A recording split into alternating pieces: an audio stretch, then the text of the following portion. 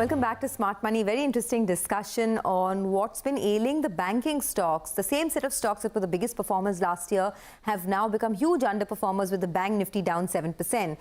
We have, of course, two analysts who've tracked this space for over decades. Vishal of UBS, we have Krishnan ASV as well. Krishnan, before the break, we were talking about how Indian fintechs could disrupt existing banks. I mean, that's been the narrative, although there is no existential threat just yet. The fintech world is very small at the moment, but do you think it poses a challenge for banks?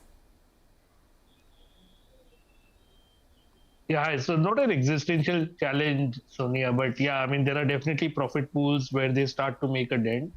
Also, I think the RBI's directive and norms around digital lending guidelines have been fairly elaborate, essentially meaning that the fintechs will now have to grow in a very regulated, very calibrated environment.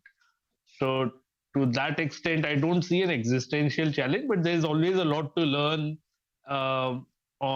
in terms of agility, in terms of what the larger banks can pick up, both in terms of customer friendliness as well as agility. There's a lot for the fintechs to learn as well. I don't think they understand how to operate at scale. So it's not been a very easy journey for even the listed fintechs yet. So I would think there's a lot to learn for both sides, but definitely advantage larger franchises. Yeah. Okay.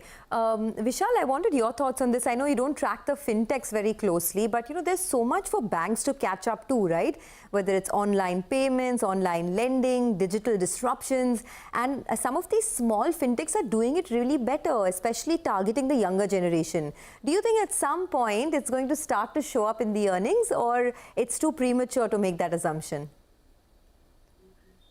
Yes. So I think there are a couple of issues which banks will have to deal with. One, clearly it pushes them to spend more, right? And we are seeing almost all the private or even PSU banks investing on UI, UX. They are trying to build teams which are similar to fintechs, or offering an environment which attracts this engineers and the new generation which works on these solutions. So that process is already happening, and it's already reflecting in numbers in form of higher OPEX. That's number one. The other bits of fintech, for example, payments you mentioned. Now, payments with UPI, I think a large part of threat is already behind, in my view, because UPI is as seamless as any other payment solution which can come through. And banks anyways are owning that. In some sense, it has to go through the accounts. So that's there.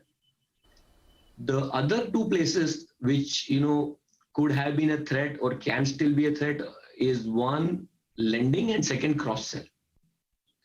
I think on the lending side, we've seen RBI clearly being very clear in terms of regulating, requiring, capital, or you basically build your own balance sheet, which effectively limits the size of fintechs. It has to go finally to the banks. Second is cross-sell. Yes, I think on cross-sell side, fintechs have much better opportunity because they are very good in acquiring customers, and therefore their ability to cross-sell could be slightly better. And that is the fee pool where they could put some pressure. But if you again look at cross-sell fee pools, except insurance, I think like bulk of the other pools have already shrunk. And insurance is extremely difficult one to be done purely digital. So net, as I said, it clearly pushes banks to up the ante in terms of, spend more. Yeah. Okay, got that. But I guess, it may take some time to make a larger impact, right? So far, it's very nascent in terms of a threat for banks. I understand that. But the larger question, Vishal, is that what stage of the business cycle are we in? Is this a mature stage of the banking up cycle? Is the best of the banking up move behind us? What's your best guess? I think we are in the early stage of a business cycle. So the way, when I say early stage, stage one is already crossed, which is significant decline in credit cost and therefore significant improvement in return ratios. That's already behind. Now we are in a phase where banks can actually enjoy compounding benefits of their low credit cost. And the reason I feel credit cost may remain low for a considerable period is the leverage in the system. So if you look at the leverage in general, actually has gone down in the last 6-7 years.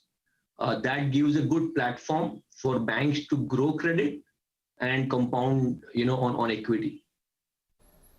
What about you, Krishnan? What do you believe is the stage that we are in? Do you also think that banks are at a stage where they can compound their growth now?